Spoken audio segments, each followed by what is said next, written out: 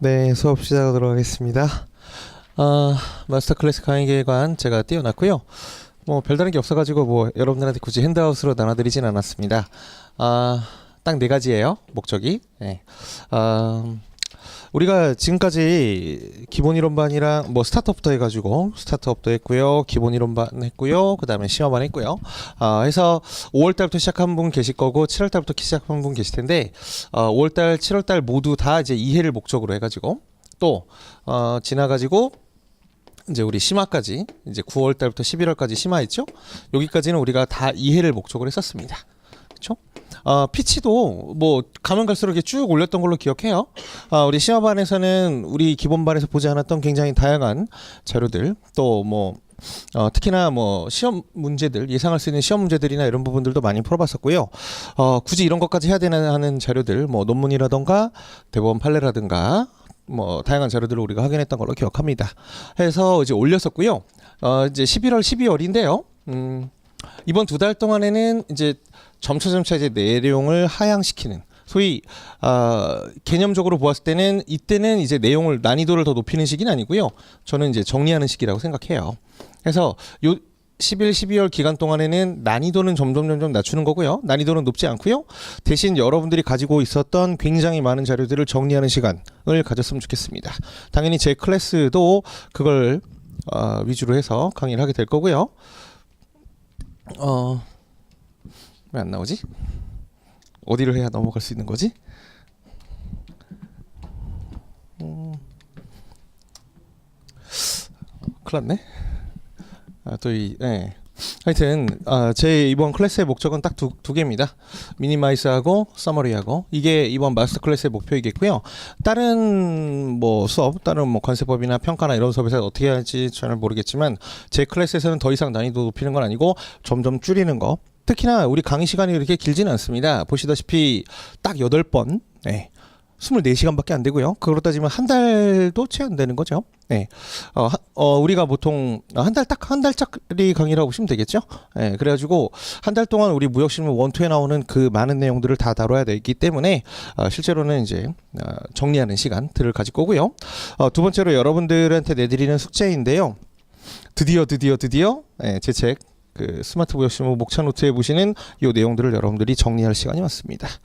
기존에 이제 굉장히 많은 분들이 저한테 오셔가지고 이거 언제 정리해야 돼요? 말씀 많이 하셨었는데요. 지금이에요. 드디어 이제 정리할 시간이 됐고요.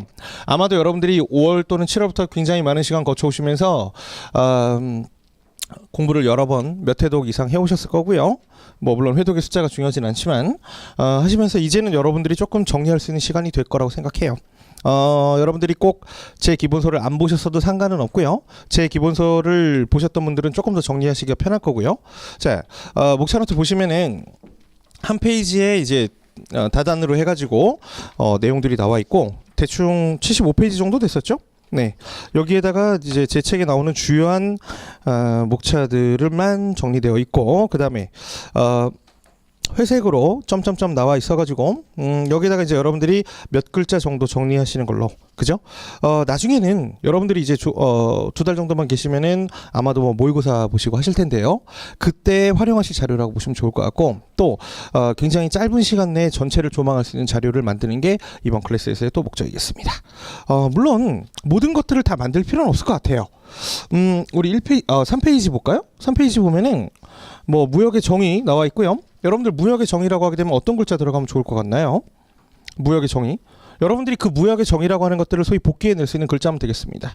저라면 뭐 법체계와 상관습, 수출입 상의하는 물품의 이런 그런 단어들 3개 정도 적어 놓으면은 이 무역의 개념들, 무역의 정의라고 하는 것들을 복원해내는데 어려움이 없을 걸로 보여져요. 밑에 보시면 여러 가지 위험성이 존재한다고 나오는데 사실 요 6가지가 굉장히 중요한 개념들이었고요. 그래서 첫 번째로는 운송 중의 위험부터 기타의 위험까지를 여러분들이 소위 암기하시는 시간이 필요하겠고, 운송 중의 위험이라고 하는 것들 개념을 모르시지 않을 것 같고요. 운송 중의 위험이라고 하는 것들 옆에다가 뭐 써놓으면 제일 좋을까요? 여러분들이 그 운송 중 위험을 커버하기 위해서 어떤 것들을 했었죠? 적합보험을 들었었잖아요. 그런 글자들을 써놓으신다면 그거에 따르는 뭐 위험의 해지 방안이라고 보시면 좋을 것 같고, 자, 뭐 상업 위험이라면 수출상은 대금에서 불능 위험했고, 수입상은 상품에서 불능이염이었고 그런 부분들을 해지하기 위해서 우리 어떤 거 썼었죠? 뭐 결제 방식에서 신용장이나 이런 것들을 사용하기도 했었고요. 또 뭐 신용조사나 이런 것들을 철저하기도 했었고요. 또 뭐 수출범위나 이런 것들을 들어가지고 위험을 커버하기도 했었습니다. 그런 식의 글자들을 넣어주시면 되는 거겠죠. 예. 옆에 페이지 보시면은 무역의 대상이라고 나오고 상품 영역 기술 자본 나오는데 여기 같은 경우에는 여러분들이 굳이 정리할 말들이 없을 것 같아요. 상품이라고 하게 되면은 뭘까요? 여기서 말하는 상품 뭐였었죠? 뭐 좀 이따 보시겠지만 그 상품 말하는 거는 협의에 눈에 보이는 유형물만 말하는 거였죠. 우리 대외무역법에서 보셨던 물품만 생각하시면 되는 거였고요. 자, 밑에 보시면은 뭐 용역 나오는데 이게 우리 대외무역법상 용역의 개념 정도가 되겠죠. 이런 식이다 보니까 이러한 것들은 여러분들이 옆에다 굳이 정리할 말들이 없을 것 같기는 해요. 네, 이런 식으로 해서 총 76페이지 정도가 될 텐데 우리 이번 11, 12월 마스터 클래스 하시는 동안 여러분들이 꼭 정리하셔야 될 숙제이기도 하겠습니다. 굉장히 중요합니다. 나중에 가셔서 예를 들면은 뭐 모의고사나 실제 시험 가보시면은 그 쉬는 시간이 몇 분 안 되거든요. 한 20분? 기간 동안에 여러분들이 나중에 5, 6월 달 가면은 전범위 시험을 보실 텐데요. 그때 가셔가지고 그때 기본서 끄적거릴 시간 없고요. 심지어 이 요약서도 아마 20분 동안 보기 힘들 거예요. 20분 동안 이 한 권을 보는 건 불가능하잖아요. 그러다 보니까 여러분들이 그때 이 목차 노트 같은 거 만들어 놓으셔서 그래가지고 빨리빨리 넘겨보시는 거 하셔야 되겠고 또 제 책을 안 보셨던 분들이라면 뭐 여기 있는 목차 노트를 기준으로 여러분들이 보셨던 책에서 더 좋은 내용들을 더 갖다 추가시키거나 하는 것들도 나쁘지 않겠습니다. 단권화들 많이 하시는데요. 단권화 하실 때 단권화가 뭐 두 책을 합치는 게 아니에요. 그렇게 생각하면은 영원히 공부하셔야 되고요. 여러분들이 보시는 책에서 소위 취사 선택을 하시는 그래서 내용을 줄이는 그런 것들이 단권화입니다. 굳이 단권화 안 해도 돼요. 그냥 책들 별로 다들 잘 나와 있어요. 어디 이렇게 흠 있는 책 없다 보니까 굳이 뭐 남들 단권화하니까 단권화 나도 해야지 뭐 이런 거 필요 없고요. 여러분들이 가지는 책에서 요약하시면서 남의 책에 좋은 것들을 조금 더 가져오시는 그 정도면은 전 충분하다고 생각하고요. 또 서브노트 많이 만드신다고 그러는데 저랑 같이 공부하셨던 분들은 서브노트를 만드실 필요가 1도 없고요. 왜냐하면 제가 만들어 놨으니까 이걸로 보시면 되는 거겠고 이거는 암기의 대상이라고 보시면 되겠습니다. 여러분들이 도대체 뭘 암기해라고 할 때 제 책에 나와 있는 그 수많은 워딩들을 다 암기하는 건 불가능할 거고요. 여기 있는 것들을 여러분들이 뭐 써보시는 연습들을 하실 때나 그럴 때 암기하는 대상으로 소위 내용을 암기하는 대상으로 여기 목차 노트에 있는 것들은 큰 틀을 잡아가지고 큰 틀에 있는 한두 개 워딩들만 써가지고 나중에 여러분들이 복기하시거나 할 때 도움되는 그런 길잡이로 또 여러분들이 뭐 지하철이나 이렇게 왔다 갔다 하실 때 잠깐 보실 수 있는 그런 자료로 활용하시면 제일 좋을 것 같습니다. 해서 여러분들이 보시다 보면은 강한 부분과 약한 부분이 나올 텐데요. 강한 부분들은 당연히 그렇게 많은 시간들을 들일 필요 없겠고 약한 부분들을 좀 집중적으로 보시는 그런 식의 공부를 하시면 제일 좋을 것 같습니다. 이게 두 번째 목표까지 되겠고요. 세 번째는 뭐 우리 기본 이론반이랑 시험반에서 많이 봤었는데 기출문제랑 예시 문제들 제가 조금 준비해 와가지고 그 문제들이 나왔을 때 여러분들이 과연 어떤 식으로 목차를 구성해 볼 것인가 라고 하는 것들에 대해서 조금 실습을 해볼게요. 근데 시간이 많지 않아서 이런 부분들은 조금 슬림하게 할 예정이고요. 물론 뭐 오늘은 어차피 뭐 무역의 기초 무역계약 파트여서 그런 연습할 시간은 별로 필요는 없을 걸로 보여집니다. 여러분들 완성도도 높다 보니까 제일 마지막 기 제공 문제의 답안 작성 연습 앤드 수업전 모의고사 실시겠습니다. 이미 여러분들 프린트 나눠드렸고요. 두 문제 제가 50점짜리 문제를 내드렸네요. 우리 뭐 시험안에서 많이 해봤죠? 근데 10점짜리였죠? 이번에 50점짜리 해보겠습니다. 두 문제 여러분들이 직접 문제 만들어 보시고요. 답안 만들어 보시고요. 그 답안 가지고 수업 전 모의고사 실시라고 돼 있으니까 아마도 다음 시간 전에 모의고사를 보겠다는 얘기겠죠?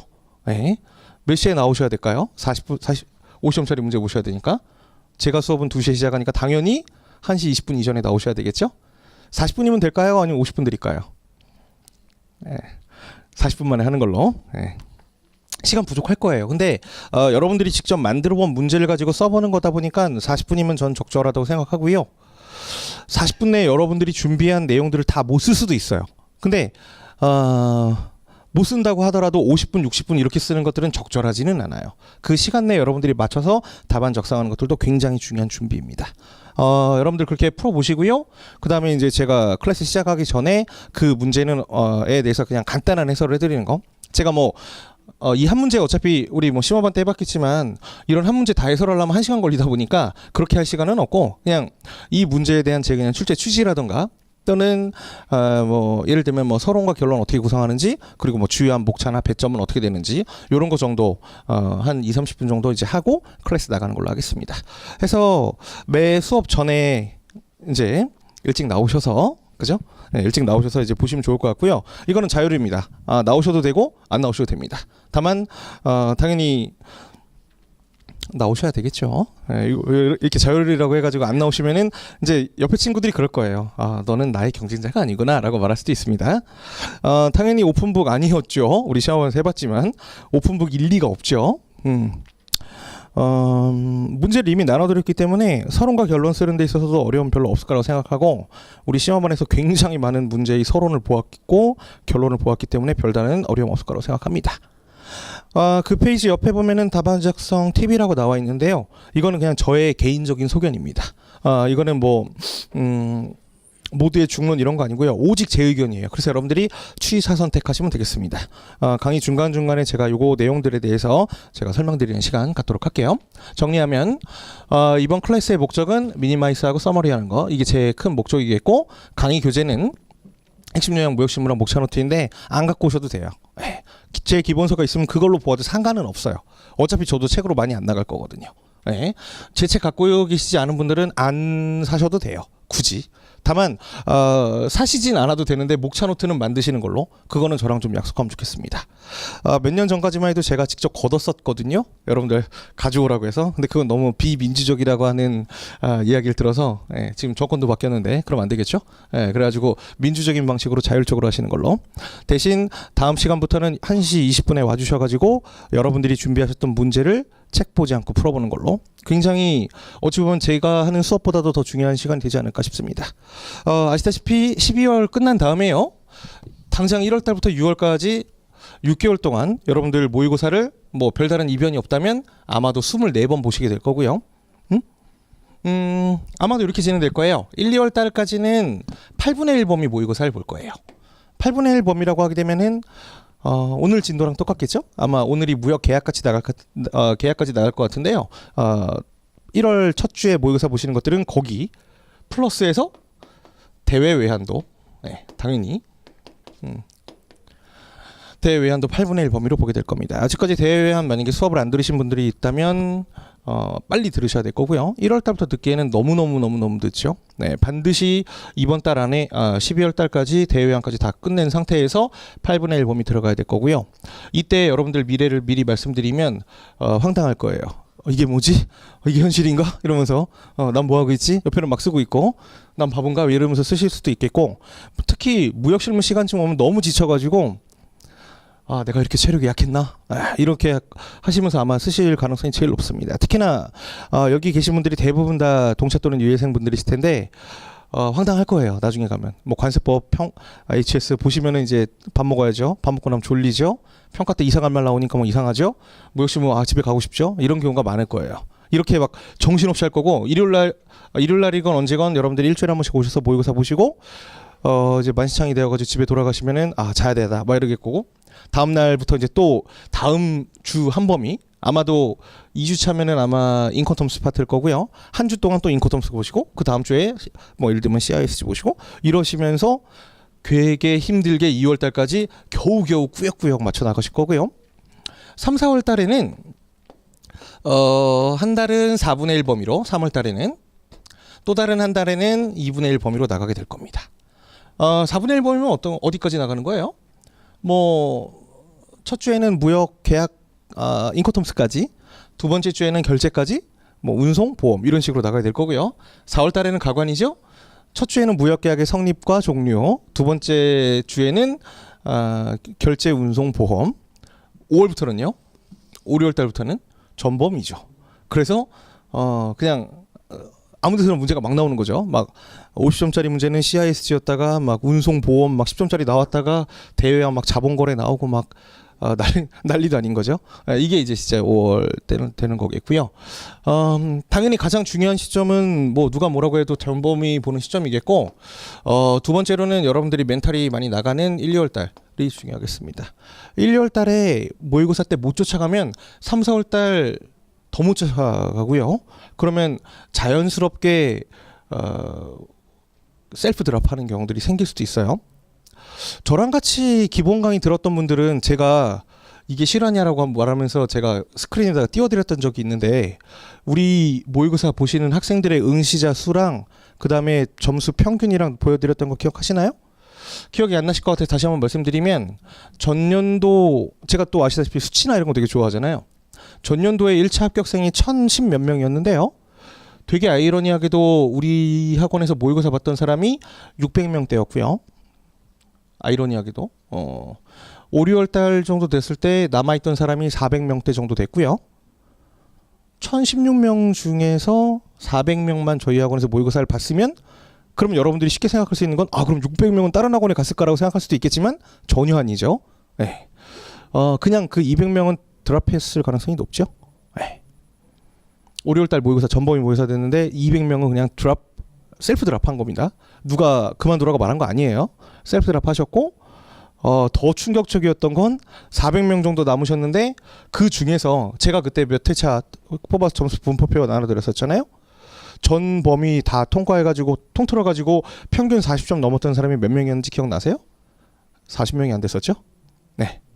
이게 실화가 거짓말 아니에요, 이거. 제가 여러분들한테 그때 자료를 그냥 여기다 놨었잖아요. 네. 제가 여러분들한테 뻥을 칠 이유가 없죠. 네. 전 범위로 보았을 때 물론 어려운 회차이긴 했었지만 400명 중에서 평균 40점을 넘었던 사람이 40명 정도밖에 안 됐다는 거. 50명대였나? 하여튼 뭐 100명 당연히 안 됐었어요. 그게 현실이었습니다. 네.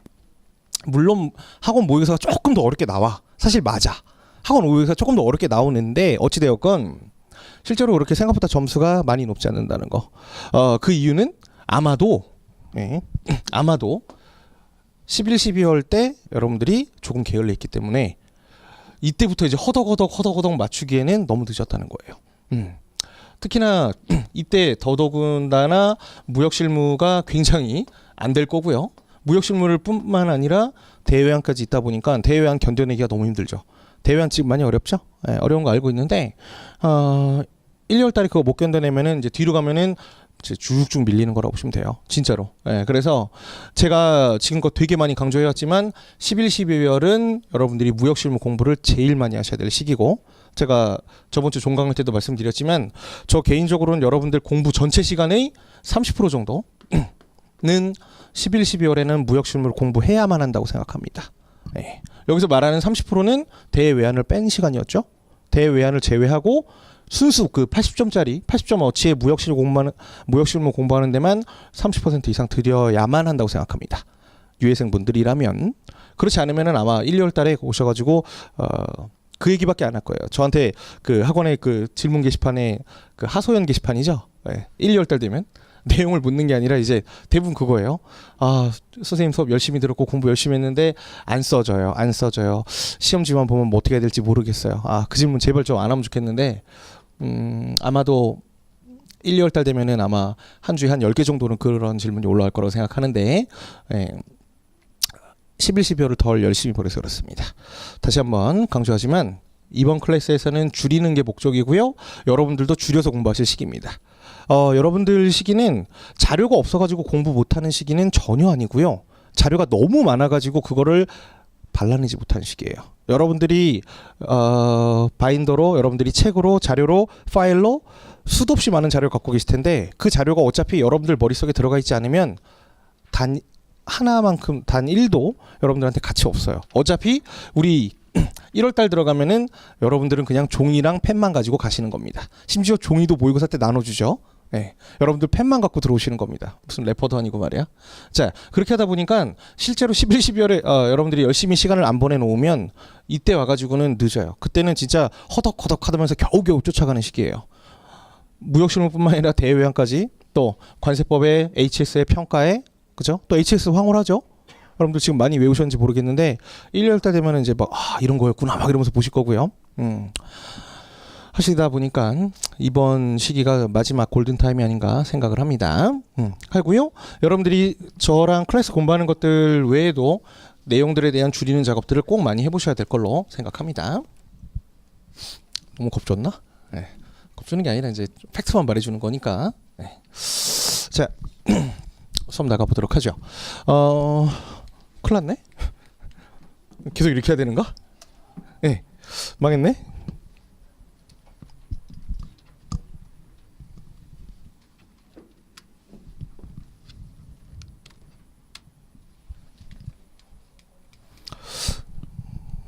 예.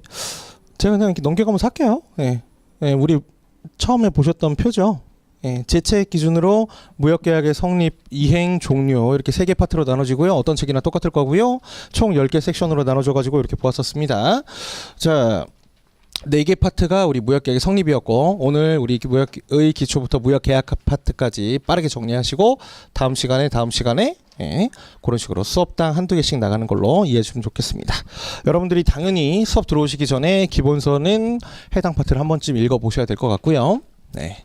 그 다음에 제가 내드렸던 문제 2문제 정도 나오니까 그거 꼭 문제 만들어 오시는 거 잊지 않았으면 좋겠습니다. 자, 무역의 기초 나가도록 하죠. 여러분들 보시는 편한 책 보시도록 하겠습니다. 무역의 기초는 총 3개 파트로 구성이 되었었어요. 자, 그래서 무역이 진짜 뭔지, 무역에 어떤 위험성이 있는지 이런 부분들 무역의 개요에서 보였었고요. 뭐 챕터 2랑 챕터 3는 굳이 뭐 우리가 수업 목적으로 볼 필요는 없었고, 수출입에 대한 절차들 뭐 이미 여러분들이 머릿속에 잘 심어 놓으셨을 거라고 저는 믿고 있는 수출 수입에 대한 절차들을 보셨던 걸로 기억하고, 자, 그다음에 무역의 분류에서 여기서 보았던 게 우리 대외무역법에 나오는 특정거래 형태, 그죠? 랑 바로 연동되는 부분들이었죠. 자, 그 다음에 우리 결제 방식을 기준으로도 무역에 대한 분류를 했었습니다. 예를 들면 이런 식이었죠. 뭐 신용장 방식 또는 비신용장 방식 이런 식으로 나누어 가지고 결제 조건에 따라 가지고 우리가 무역거래 형태들이라고 하는 걸 나누기도 했었어요. 왜 나눴었죠? 왜 굳이 결제 형태를 가지고도 나눴었죠? 결제라고 하는 것들이 굉장히 중요한 역할을 했던 게, 매도인과 매수인의 소유권 이전 시점이라고 하는 것들도 실상 결제라고 하는 것들 기준으로 나눌 수가 있었기 때문에, 그죠? 결제라고 하는 것들이 그거에 분수령이 되었기 때문에 그만큼 중요했었고요. 또 누군가의 대금지급 보증이 있는지 없는지에 따라 가지고 우리 무역거래에 따르는 리스크라고 하는 것들이 많이 결정되다 보니까 결정을 했던 것 같습니다. 뭐 기타의 분류는 뭐 개념적으로 보았던 걸로 기억하고요. 그다음에 무역 계약의 성립 절차들 쪼르륵 해가지고 보았던 걸로 기억해요. 이게 우리 1단원에서 보셨던 내용들입니다. 기출문제 기준으로 좀 보시면 총 6문제 나왔었고요. 그 중에 4문제가 청약과 승낙과 관련된 문제들이었습니다. 지금 제가 하얀색으로 표시된 문제들이죠. 우리 관세 시험이 시작됐던 첫 해부터 해가지고 줄줄줄줄 계속 청약과 승낙과 관련된 문제들이었고, 아시다시피 우리 무역계약 1단원에서 공부하시는 청약과 승낙이라고 하는 것들은 그냥 우리 계약법에서 나오는 일반론적인 관점에서 청약과 승낙을 보셨었고요. 아시다시피 CIS 주제 14조 내지 24조에 보면은 역시나 청약과 승낙과 관련된 부분들이 나와 있었습니다. 자, 이 문제들 우리가 몇몇 문제들은 이론 강의 때 풀어봤던 걸로 기억하고, 나머지 2문제가 무역거래 형태 문제였죠. 자, 그래서 이거는 이미 우리가 시험할 때 좀 깊이 있게 다뤘었죠. 중개무역과 관련해 가지고 보았고, 그 다음에 중개무역에서 공급자를 노출시키지 않는 여러 가지 조치들 뭐였죠? 뭐 우리 2가지였죠. 양도가능 신용장을 써가지고, 예, 양도가능 신용장에 나오는 여러 가지 제도들, 특히나 송장 및 환화음에 대한 대체권이라고 하는 것들을 통해 가지고 얘를 메이크업했고, 얘를 메이크업했고요. 그 다음에 비엘과 관련해서는 뭐 있었죠? 뭐 스위치 비엘이나 이런 것들을 써가지고 이 부분들을 서로 가렸던 걸로 기억합니다. 이런 방법들을 통해 가지고 공급자를 노출시키지 않는 방법들 있었던 거 기억하고요. 요거는 나중에도 다시 50점짜리나 이런 걸로 다시 재활용될 수도 있는 그런 문제라고 말씀드렸던 것 같아요. 역시나 시험원에서 이 문제 풀어봤던 걸로 기억하고요. BWT 거래라고 하는 것들 개념들 당연히 우리 무역거래 형태에서 나오는 건 아니었는데 특정 거래 형태의 유사 거래 형태들로 우리가 배웠던 거였죠. 우리 대외무역법에는 BWT라고 하는 워딩은 나오지 않아요. 대외무역법에서는 대신 뭐가 나오죠? 위스탁 판매무역 나오고요. 위스탁 판매무역의 비슷한 방법으로서 BWT 앤드 CTS 방식 이런 거 배웠던 걸로 기억합니다. 자, 그 거래 방식에서 발행되는 선화증권이, 예, 여기가 중요한 거였죠.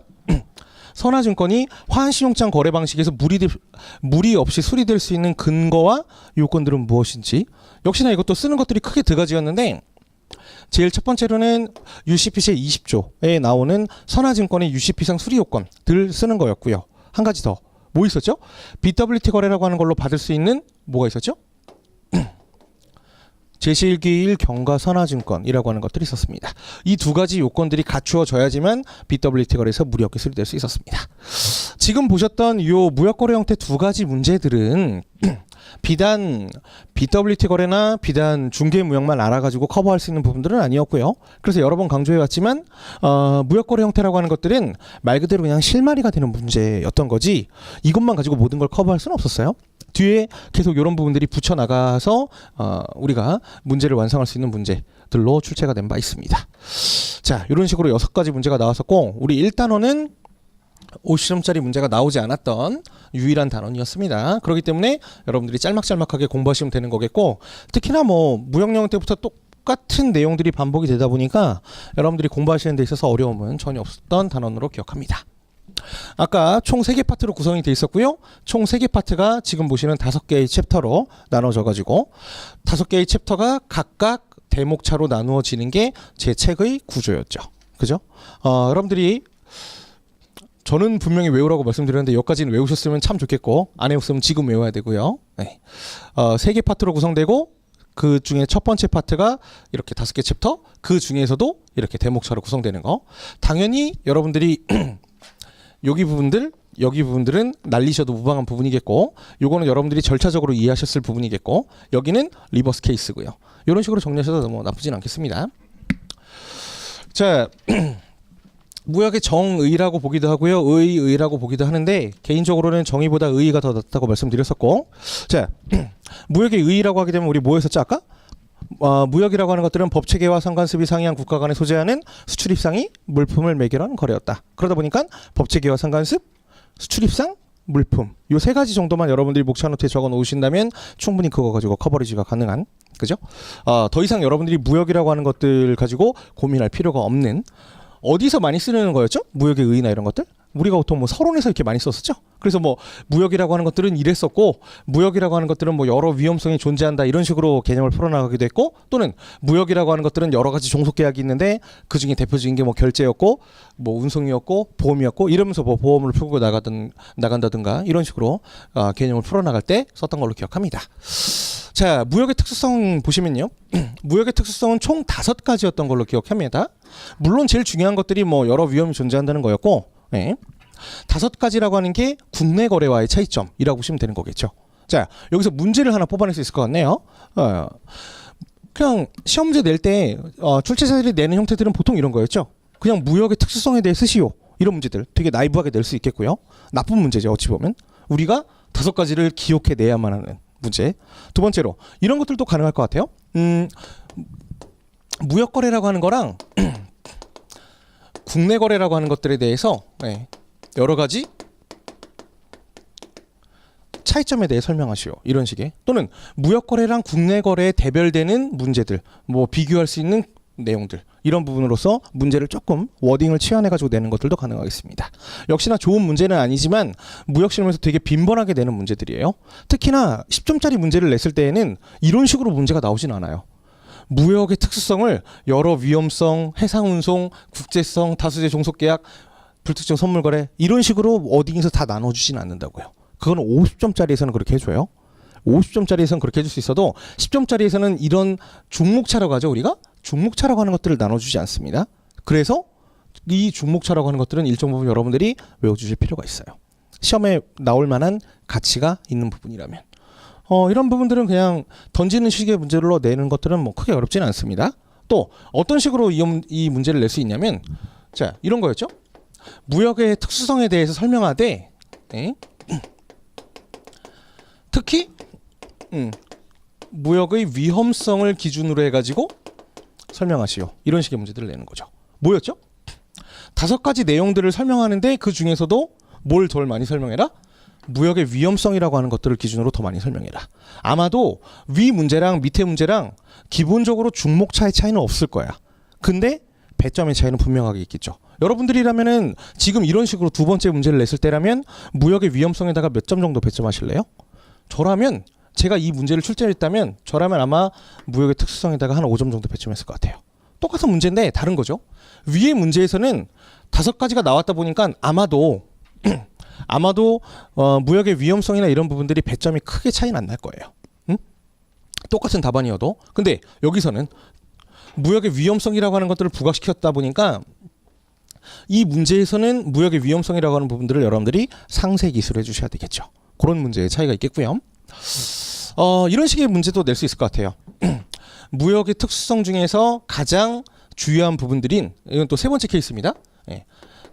위험성에 대해서 설명하고, 예. 그거에 따르는 뭐 대응 방안 또는 뭐 해결 방안, 이런 부분들을 쓰시오. 예. 이런 문제들도 낼 수가 있겠죠.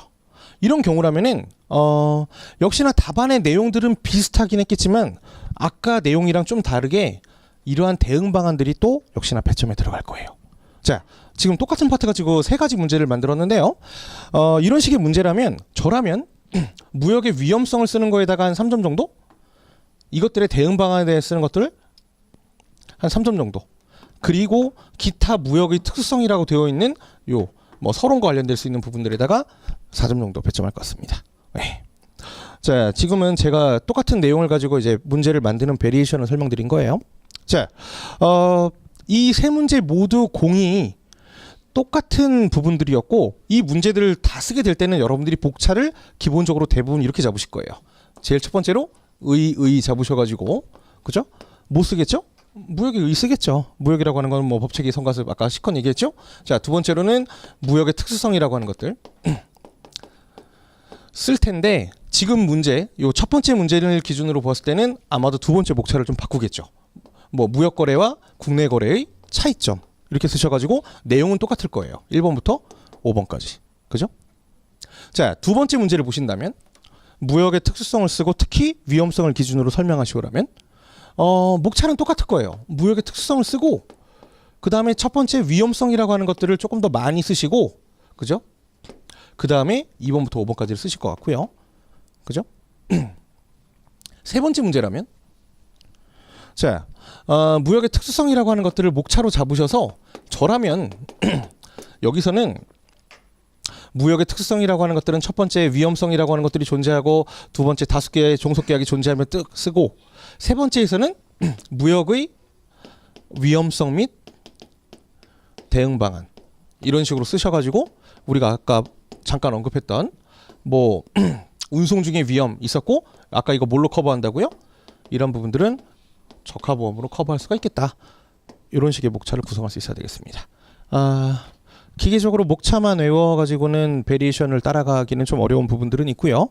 다만 그렇다 손 치더라도 여러분들이 무역의 위험, 무역의 특수성이라고 하는 것들이 저 5가지라고 하는 것들을 모르신다면 이 베리에이션을 구성하는 것 자체가 불가능하겠죠. 무역의 특성이 뭔지도 모르는데 이걸 가지고 위험성이 뭐 몇 개 팩터로 구성되고 이런 것들을 모르면 답안을 아예 손을 댈 수가 없는 거죠. 네. 그래서 많은 친구들이 이런 식의 문제들을 내버리면 세 번째 나오는 이런 식의 문제를 내버리면 그런 대로 조금 써요. 아이러니하게. 네, 아이러니하죠. 무역의 위험성과 대응 방안에 대해 쓰셔. 이런 미시적인 문제를 내면 의외로 좀 써. 근데 이런 걸 내면은 무역 거래랑 국내 거래의 차이점에 대해 쓰시오. 이렇게 문제를 내죠. 나는 점수를 드리려고 냈는데 막상 여러분들 쓰는 거 보면은 막 온갖 이상한 것들을 써버리는 거예요. 왜? 이거 못 찾거든. 이렇게만 무역 거래랑 국내 거래와의 차이점에 대해 쓰시오라고 써놓으면 여러분들 머릿속에 있는 데이터로는 이게 없는 거야. 분명 이건데 무역의 특수성 요거 쓰는 건데 이게 없는 거야. 이게 없다 보니까 못 쓰겠어 나오는 거고 무역의 특수성이라고 하는 것들은 알았어요. 근데 무역의 특수성은 너무 앞에 배우다 보니까 제꼈어. 나는 무역 실무의 시작이 인커텀스부터거든. 앞에 제꼈어. 그러니까 이게 도대체 어디 있는지 모르는 거야. 머릿속에 없어. 그래서 뭔 말인지는 알 것 같은데 그리고 솔직히 말해서 여기 무역의 특수성 나와 있는데 이거 제가 설명할 것도 없잖아요. 다 아시잖아요. 근데 아는데 뭔지 알 것 같은데 안 써줘 뭐 이러는 거죠. 이거는 구제할 방법이 없어요. 솔직히 말해서 이것들에 대해서 내가 그 나중에 질문 게시판에다가 무역 실무는 내용은 다 알겠는데요. 답안을 못 쓰겠어요. 근데 이런 상태라고 하게 되면은 내가 어떻게 해줄 방법은 없어요. 잘 외워라 이렇게 하는 것밖에 없죠. 네. 자, 일단은 여러분들이 공부하실 때 지금 11, 12월에 주요하게 다가가야 될 거는 왜 이게 운송 중의 위험이라고 하는 게 왜 무역의 위험성이었지? 라고 하는 것들을 깨닫는 거는 이미 끝났어요. 다 공부했다고 충분히. 이거 가지고 우리 시험반 때는 이거 가지고 뭐 30분씩 얘기하고 그랬잖아요. 그죠? 이거 하나 가지고 1시간 동안 얘기했었어요. 그렇게 공부하는 시기가 아니고요. 지금은 뭐 무역의 특수성이라고 하는 것들은 여러 위험성이 존재하고 이렇게 5가지가 있는데 라고 하는 개념으로 출발하셔야 되겠고, 해상운송의 주종을 이루는 건 뭐였죠? 물동량의 대부분이 해상운송이었기 때문에, 그죠? 아시다시피 항공운송이나 이런 게 많지만 물동량 기준으로 보았을 때는 해상운송을 따라갈 방법이 없잖아요. 그럼 여러분들 여기다 뭐 쓰시면 돼요? 나라면 요 글자만 써놓으면은 해상운송이 주종이 이루는 것들에 대해서 적당히 표현될 것 같은데, 물론 여기 90%라고 하는 숫자도 뭐 필요는 없어요. 자, 국제성이라고 하는 것들은 이 2가지가 이유라고 보시면 되겠고, 여기 뒤에다가는 별도로 쓰실 필요 없겠고요. 다수의 종속계약 뭐 있었죠? 결제, 운송, 보험. 이거야 뭐 적당히 여러분들이 기억해 내실 있을 거로 보여지고, 불특정물이 뭔지, 선물이 뭔지 다 아시잖아요. 불특정물이 뭐였죠? 특정화되지 않은 물건들. 그래서 쭉 쌓아놓은 벌크화물이나 이런 것들이라면 특정이 안 돼 있는 물건들이라고 이해를 했었고요. 또 비포장한 물건들, 포장하지 않은 개품들을 죄송합니다. 포장을 완성하지 않은 개품들이라고 하게 되면 그것도 역시나 불특정물이었죠. 그것들을 특정화시키는 순간은 언제? 매매 계약이 체결된 다음에 내가 너한테 딜리버리를 할 때, 즉 내가 점유권을 넘길 때였죠. 그게 뭐였죠? 내가 그 물건을 다른 물건들이랑 구별시켜 놓고 소위 뭐 포장이나 화인이나 이런 것들을 하는 시점, 이런 것들을 우리가 특정이라고 말을 했었고요. 선물은 퓨처굿이었죠. 현재 보이지 않는 물건들이었는데 나중에 그것들을 보이는 물건들을 만들기 위해서 이런 것들을 제조하죠. 그래서 현물화시키죠. 그 반대의 개념인 거. 역시나 여러분들도 불특정물 선물거래라고 하는 것들이라면 특정 현물 이 정도 글자만 적어 놓으셔도 내용들에 대한 복기는 충분할 걸로 보여집니다. 그런 식으로 정리해 놓으시는 게 11, 12월에 하셔야 될 일이에요. 자, 조금 장황하게 설명드렸고, 자, 그래서 무역의 특수성이라고 하는 것들은 뭐 무역의 국내 거래와의 차이점으로 대별하셔도 무방한 문제들이겠고, 자, 여기 위험성은 어쨌든 중요한 거다 보니까 다시 한번 볼게요. 운송 중의 위험이라고 하는 것들, 아무래도 원거리 거래다 보니까는 이런 위험성들이 많이 존재했었고, 적하보험이나 이런 것들로 커버하는 걸로 기억했었습니다.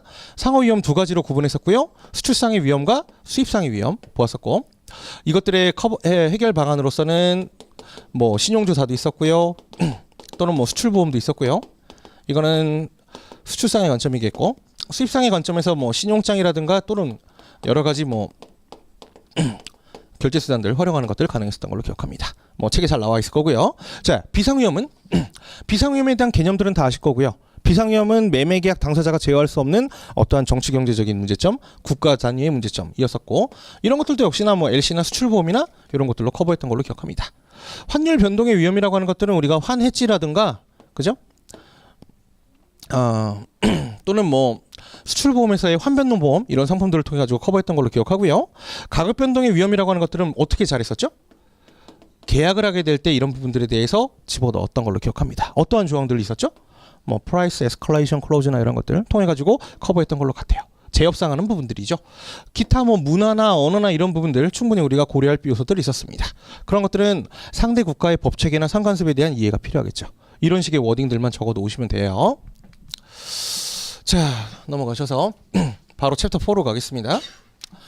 자, 수출의 절차, 수입의 절차 나왔었는데 조금 이따가 그림으로 바로 보시겠지만 여러분들 그 절차들을 생각하실 때는 우리 항상 배웠던 기준으로 보시면 제일 좋아요.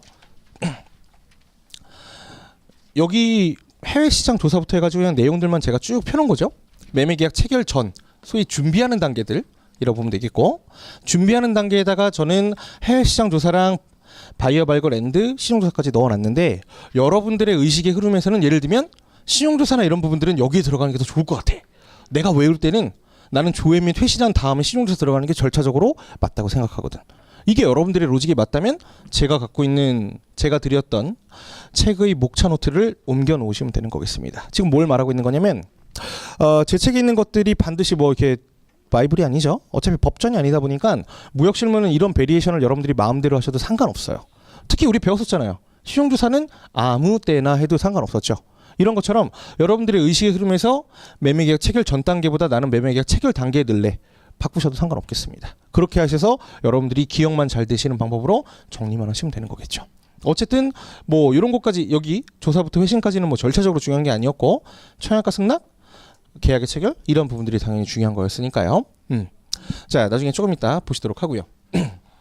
그 다음에 이행 단계. 왼쪽에 있는 것들이 우리 계약의 성립이었고 여기가 계약의 이행 부분들이었죠. 예. 자 보시면 우리가 신용장 방식으로 보았었으니까 1번부터 해가지고 7번까지 요 절차들을 여러분들이 손으로 그릴 수 있어야 되겠습니다. 손으로. 특히나 제가 이런 수출의 절차, 수입의 절차 이런 거 보실 때에는 여러분들이 직접 뒷페이지에 나오는 것처럼 그림을 그려보는 게 제일 좋다고 말씀드렸었죠. 이게 머릿속에 그려져야지만 이런 식으로 구분을 할 수가 있는 거겠고, 지금 저는 조금 이따 제가 설명드릴 요 네모 그림을 늘상 보셨던 요 신용장 그림들을 요 몇 가지로 나눈 거죠? 하나, 둘, 셋, 네 가지로 나눈 거죠. 그렇게 나누어 가지고 여러분들이 그 카테고리화만 바꿔 놓은 겁니다. 머릿속에 여러분들이 이러한 카테고리화가 되어 있으셔야지만 나중에 이러한 문제들이 나오셨을 때, 이런 절차적인 문제들이 나오셨을 때 소위 이런 부분들을 할 수가 있는 거겠죠. 시험 문제는 어떻게 낼 수 있을까요? 이거 이 페이지를 가지고는 뭐 아주 그냥 무식하게 대외무역법상 수출의 개념을 쓰고 수출에 대한 절차들을 써봐라, 이런 10점짜리 문제를 내버릴 수도 있을 것 같아요. 그러면 어떻게 쓰면 될까요? 의 부분들은 대외무역법상 수출의 정의들을 보는 겁니다. 뭐였죠? 수출의 정의가? 대외무역법상 수출의 정의는 매매, 교환, 임대차, 사용대차 등을 원인으로 해서 국내에서 외국으로 물품 등을 이동하는 거였습니다. 여기서 말하는 물품 등이라고 하는 것들은 물품을 포함해가지고 용역이나 전자적 형태의 무채물까지 포함하는 개념들이었죠. 이게 우리 대외무역법에서의 개념들이었고요. 만약에 여러분들이 시험 문제에서 수출의 정의라고 하는 것들을 썼을 때 그 수출이 관세법의 수출인지 대외무역법의 수출인지를 여러분들이 글자적으로 잘 판단하실 필요는 있겠고, 자, 두 번째로는 절차를 쓰라고 했다면 여기 나오는 내용 기준으로 체결 전인지, 세 번째로는 체결 단계인지, 네 번째로는 이행 단계인지, 다섯 번째로는 대금회수 단계인지, 이렇게 해가지고 여기 나와 있는 목차만 워딩으로 연결하게 되면은 그 자체가 10점짜리 문제가 될 수 있을 걸로 보여져요. 또는 이런 식으로 내는 것도 가능하겠죠. 매매계약 체결 이후에 수입상으로부터 신용장이 내도되었는데 이후에 매도인이 취해야 될 조치들에 대해 설명하시오, 이런 식의 절차들. 그죠? 그러면은 개념들, 의의에서 개념들 정리해 주시고 2번, 3번 이런 식으로 내용을 정리하시면은 역시나 10점짜리 문제가 구성이 되는 거겠죠. 이런 식으로 구성하시려면 여러분들이 적어도 뒤에 보실 이 그림들을 4가지로 또는 뭐 5가지로 여러분들 편하신 대로 카테고리를 하실 수 있어야지만 그런 문제들에 대한 대응이 가능할 거예요. 그냥 무턱대고 이것들을 외우는 게 아니었죠? 당연히. 자, 절차적으로 제가 설명을 드리면 일단 매매계약 체결하고요. 매매계약 체결한 다음에 신용장 기준이었으니까는 신용장 개설 신청을 했었고, 신용장 개설 신청하는 것들은 우리 수입상이 얘네들한테 일정한 담보부 대출을 받는 거라고 말씀을 드렸었고, 그러다 보니까 신용장 금액에 상응하는 담보를, 그렇죠? 현물 기준으로는 한 120% 정도, 현금 기준으로는 동액으로 보통 열었었고요. 아시다시피 신용장이라고 하는 것들은 요즘은 우편 신용장 사용하지 않고 대부분 다 스위프트로 날아가다 보니까는 통지은행을 통해 가지고 우리 신용장이 내도받았습니다. 뭐 신용장의 절차들은 나중에 보도록 하고요. 자, 우리 신용장의 수신 확인 시점이 될 때 얘랑 둘 간에 드디어 어떤 계약이 체결되는 거였죠? 신용장 계약이라고 하는 것들이 별도로 만들어지는 거였습니다. 얘랑은 매매계약의 절차였고요. 얘랑은 신용장의 절차였죠. 즉 우리 수익자는, 우리 수출상은 수출자이자 수익자가 되어가지고 얘 수입상한테는 수출상으로서의 의무를, 얘한테는 신용장상의 수익자로서의 의무를 지켜야 됐었습니다. 자, 이렇게 매매계약 체결하고 신용장 계약도 체결했고요. 두 번째로는 물품에 대한 조달을 하는 방법들이었죠. 아시다시피 우리 신용장 내도받으면은 이 신용장 금액에 상응하는 내국 신용장을 여는 것들 당연히 가능했었고요. 비신용장 거래라고 했으면 구매확인서라고 하는 절차를 통해 가지고 이쪽에다가 구매확인서를 열어주는 것도 가능했었습니다. 이거저거 다 실을 때 내가 무역금융, 그죠? 내가 신용장 금액에 상응하는 금액 또는 전년도 수출 시작에 해당하는 금액들 통해 가지고 무역금융을 받아서 얘네들한테 물건을 구매하는 방법들도 역시나 존재했었죠. 3가지 물품을 조달하는 방법들이었고요.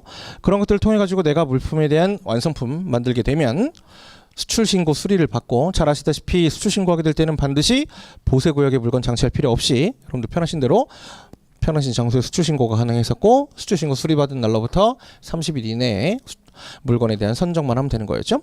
자, 그 다음에 우리가 해야 될 일이 뭐 우리가 보험에 부부한다던가 운송계약을 체결한다던가 이런 부분들이 있었고요. 자, 그래서 수출에 대한 준비가 다 끝난 다음에 선적을 마치고 제서류들, 그렇죠? 뭐 내가 직접 생산해내는 상업송장, 또 운송인으로서 받았던 보험자로 받았던 제서류들 모아서 환원을 같이 추가해가지고 환원 매입하는 절차들이 있었고요. 환원 매입하게 되면은 아마도 여기 있는 지정은행들은 제시일 내에 다음 날로부터 오은행 영업일 동안 서류심사를 받아서 서류심사를 해서 일치 않은 제시가 있는 경우에는 환원에 대한 매입을 해줬었죠. 뭐 지급인수 매입, 시용장의 종류에 따라 달라졌었고요. 그 다음에 리임버스 해가지고 여기서 역시나 서류심사를 한번 더 하게 될 거고 역시나 맞는 경우에는 대금 지급하게 될 겁니다. 역시나 둘 간에도 서류 상환으로 대금 지급하게 될 거고 물론 이게 뭐 SIT일지 유전설지는 뭐 아무도 모르죠. 네, 지금은 그냥 절차적으로만 판단하는 거니까. 자, 이렇게 해버리면은 그래서 얘가 서류 상환으로 대금 지급을 했다라면 이미 이 신용장 거래 계약이라고 하는 것들은 다 끝났다고 볼 수 있겠고요. 그 다음에 남은 것들은 매매 계약의 자녀인데, 자 여기 매수인은 이제 본인이 받았던 그 선적서를 기준으로 물건을 수입 통관하고 찾아갈 수 있겠고요. 그거로서 거래 절차가 끝나는 거게 되겠습니다. 만약에 이 물건을 받아갔는데 이 물건에 문제가 있다라고 하게 되면은 그것들을 얘네들한테 클레임을 거는 게 아니라 수출상이었던 얘네들한테 클레임을 거는 거였죠. 둘의 매매 계약에 따라서 아시다시피 신용장 계약이라고 하는 것들은 지금 말했던 그 절차대로 서류의 이전만 정확하게 되었다라면 아무런 문제가 없는 절차들이었으니까요. 자, 넘어가시고요. 두 번째 파트에서 보셨던 것들은 우리 여러 가지 무역의 분류 절차들을 보았던 것 같아요. 아까 보았던 특정 거래 형태 절차들이 있었고요. 그 다음에 신용장 기준으로 또 기타의 여러 가지 기준으로 분류를 했던 걸로 기억합니다. 자, 위스탁 판매 무역이랑 위스탁 가공 무역 같이 보았었고요. 둘의 공통점 뭐 있었죠? 내가 직접 어떠한 행위들을 다 안 한다는 공통점이 있었죠. 얘네들은 판매라고 하는 것들을 누군가한테 위탁했었고 얘네들은 가공이라고 하는 것들을 누군가한테 위탁했었습니다. 그러다 보니까 둘 다 우리가 외국에다가 물건을 보낼 때 무환으로 물건을 보낸다는 공통점이 있었죠. 무환으로 보낸다는 거에 또 다른 표현은 뭐 있었죠?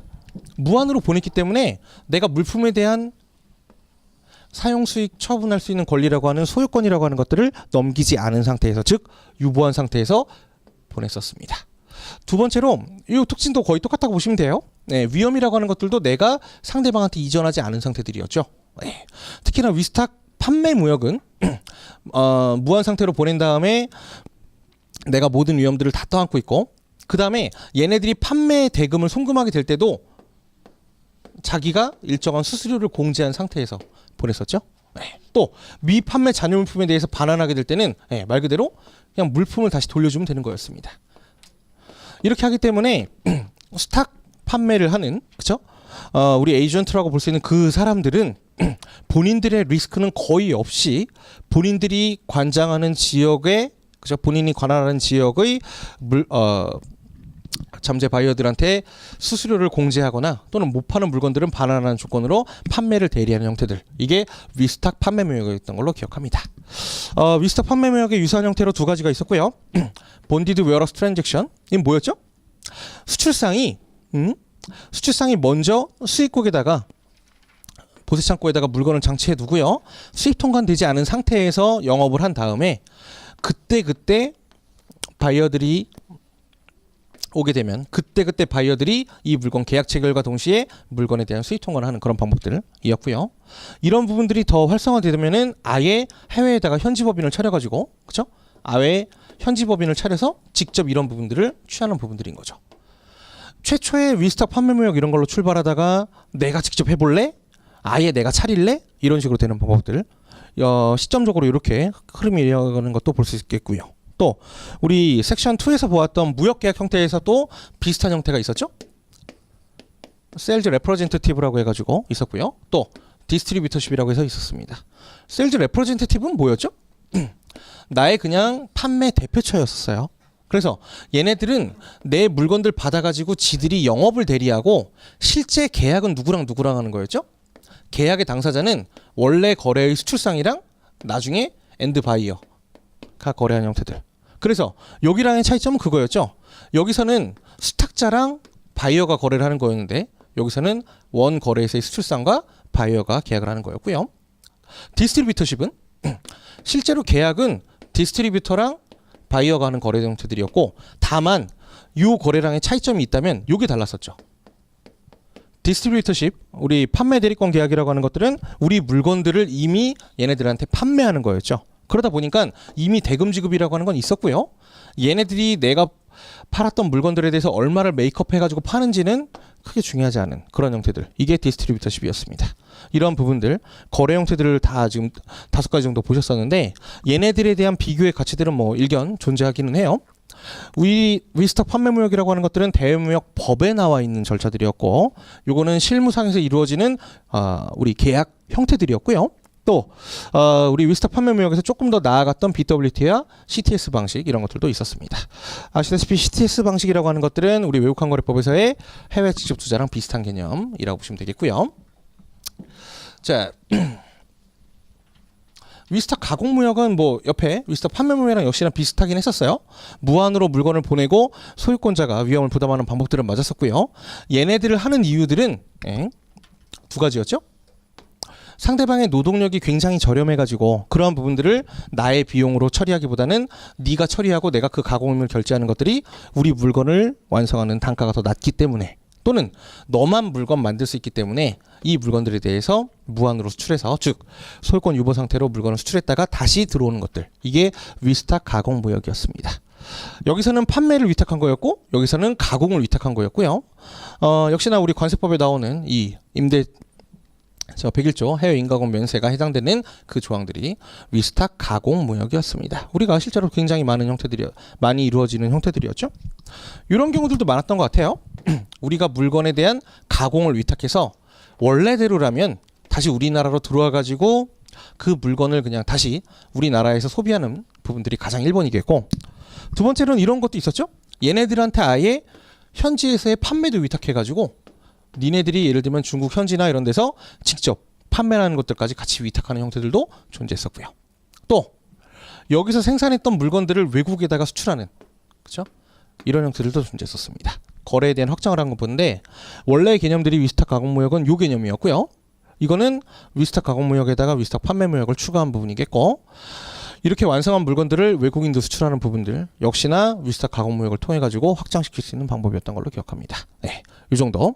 네, 위스탁 가공무역이랑 판매무역이었고, 실제로 그냥 요 내용들 그대로 시험제 내는 것들도 가능은 해요. 특히나 위스탁 판매무역 같은 경우에는 다른 거래들이랑의 좀 비견되는 특징들이 분명히 존재하다 보니까 뭐 BWT 거래나 CTS 방식이랑 비교할 만한 가치가 분명히 존재하고요.